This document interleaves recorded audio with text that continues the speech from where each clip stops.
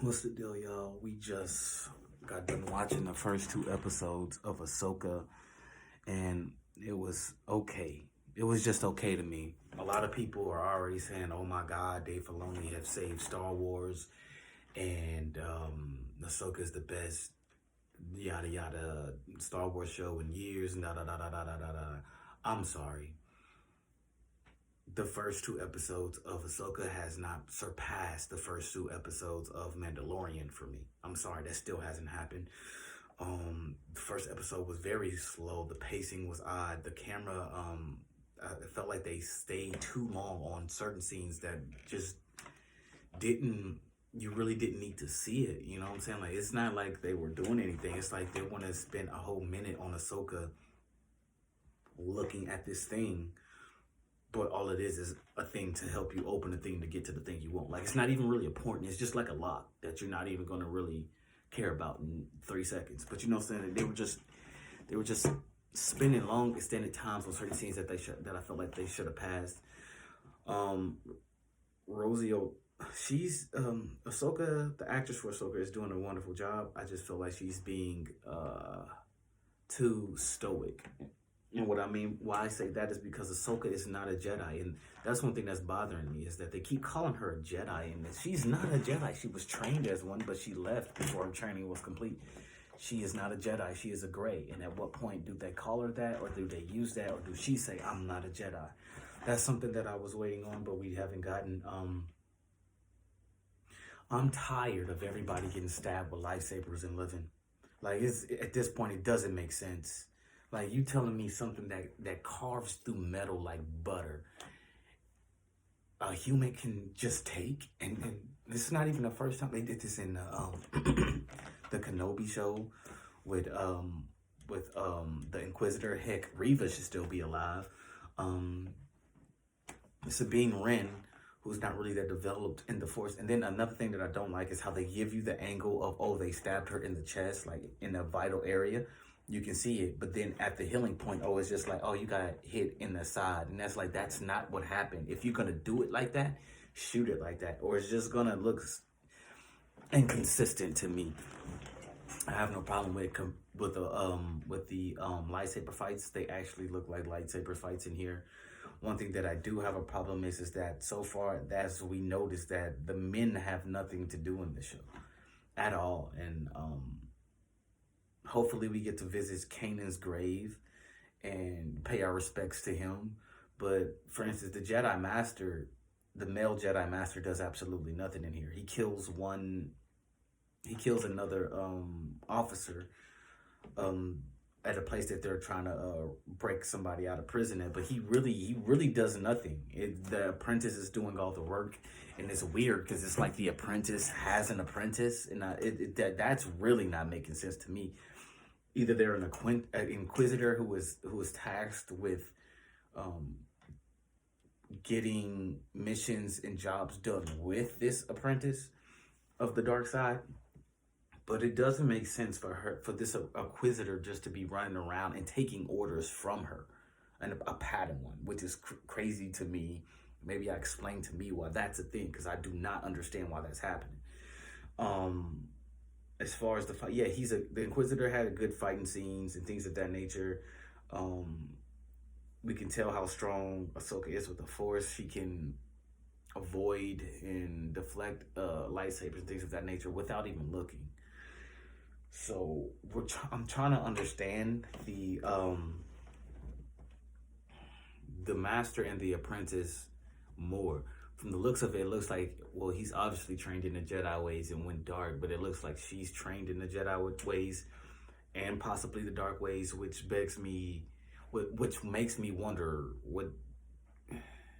why don't they have purple lightsabers? I think that would have been a perfect opportunity to break in purple lightsabers if they follow the way of Master Windu and things of that nature. But it seems that they have orange lightsabers. Hopefully that'll come into play and we learn more knowledge about it. We learned that the Master is scared and / or worried about Ahsoka because her presence in the Force is shadowed because she's not really a Jedi. Her determination is clear, but her presence shadow. What she's doing, what she's up to, if she's alive or dead, that's all shadow, because she's not. She's a gray. She's not a Jedi, and I think that's dope. We get to get more into the witches, which is amazing. Hopefully, we get to dive into that more. Hopefully, her mission is not only to create, to bring back Thawne, but actually bring back her religion, her witches, her people, and things of that nature. And we can have a whole new generation of those. Possibly get some new female and male Mauls, because I always loved that race, and we never really got to explore the female race of the Mauls. And hopefully, I was really hoping we got that Turnwick, whatever the lady from Rebel is that is green, whatever her race is. I know there's like fan art of a red and black Sith version of her, which I've seen, and it looks absolutely dope. Hopefully we get something like that in this series. I'm not gonna lie to you, Sabine Wren pulling out a lightsaber tore me to pieces. I'm not saying that she's not capable, because she's obviously capable. She's been trained a little bit by by Ezra's master and Asoka, and she's had multiple lightsaber fights. Some she won, some she lost.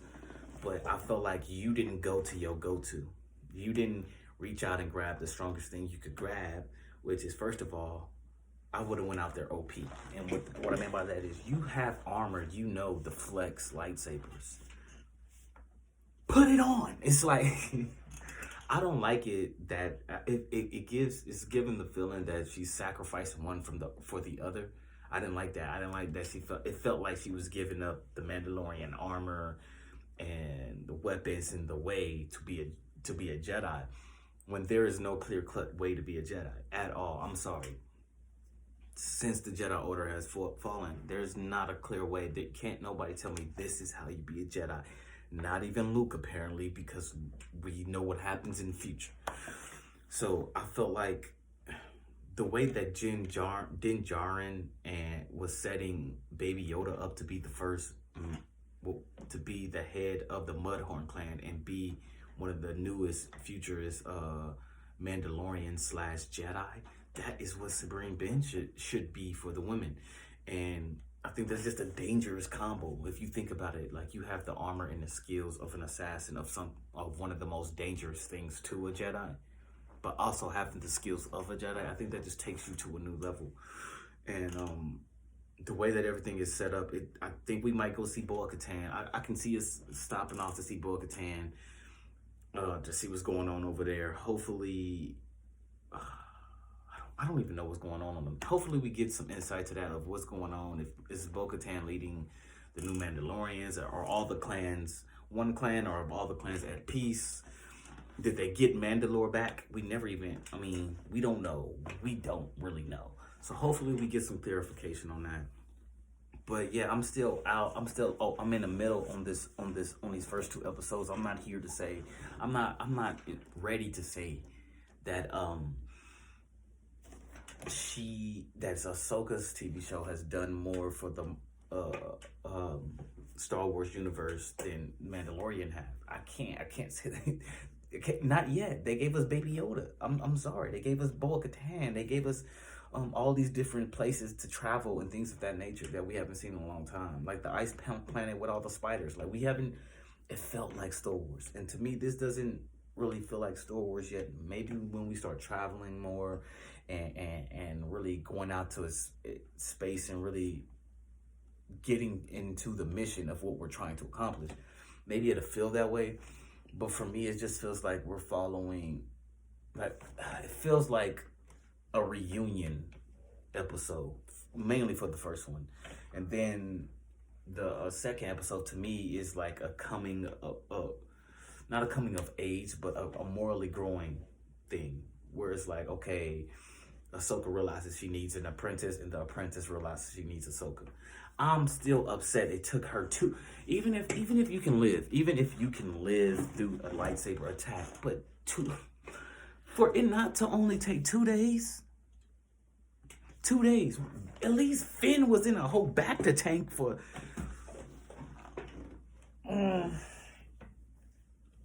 But I digress. I still love Star Wars. It's still a lot of different things in here that could happen. So hopefully we get more. Hopefully we get more Mandalorians in here. Hopefully we get more different races and cultures in here, which is something that I love about Star Wars. My biggest worry right now is that there are too many girl bosses, and I'm only saying that because I love them. They're all strong, but what happens when they go against each other? You know what I'm saying? Like for the apprentice to be fighting Sabine Wren for as long as she was is a disservice to the Jedi Padawan. Like, she's been training nonstop. For Sabine Wren to even be anywhere near her level of expertise and battle IQ is crazy to me. That fight should have been shorter. She probably should have lost a hand and got a robot hand. Like, continue those that shouldn't have been a fight. She should have toyed with her. She never used the Force at all during this fight, for real. So I'm just like, why is this even a fight? Same thing with the pilot from Rebels. Like, she's flying into a ship by herself. Like, there's nothing else to shoot at but her ship, and she's maneuvering through all the shots. With Din Djarin, it made sense because he had a ship that is built for that type of maneuvering and things of that nature in the last season or two. But when he had his big ship, they always took damage. It was always falling apart. It always got hit. And I didn't think she's a great pilot. But if it's 5 of us and all we got to shoot is you, it shouldn't be any way for you to make it out of that. But she did, and they ended up planting a tracker. And I thought this showed her flying ability, but I felt like not in a good way. I felt like she at least the ship should have took damage at least once or twice. 1 or 2 shots should have at least hit the ship. Same thing with Asoka and the Inquisitor that she was fighting. I felt like that was justice. Well, we don't know yet because we don't know which Inquisitor this is. I hear a lot of people going around saying that, oh, this is Ezra. There's no way possible that could be Ezra. There's no way possible. If that was Ezra, this whole season would make no sense. I promise you. If that's Ezra, this whole season makes no sense for the simple fact that Thrawn and Ezra are supposed to be trapped together. If he made it out and everybody's still searching for Thrawn, that doesn't make sense. Like, to me, that means that he turned Ezra evil, and then sent him out to take orders from these people who are looking for him.